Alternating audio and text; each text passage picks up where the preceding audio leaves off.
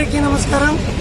ఈరోజు Madakasira police station నందు మన మడక్సిర నియోజకవర్గం వైఎస్ఆర్ కాంగ్రెస్ పార్టీ తరఫున కాకినాడ ఎమ్మెల్యే నానాజీ అనే అతను మన జగన్మోహన్ రెడ్డి సార్ పైన లేనిపోని అనుచిత వ్యాఖ్యలు చేసినారు. అసభ్యకరమైనటువంటి పదజాలంతో దూషించడం జరిగింది.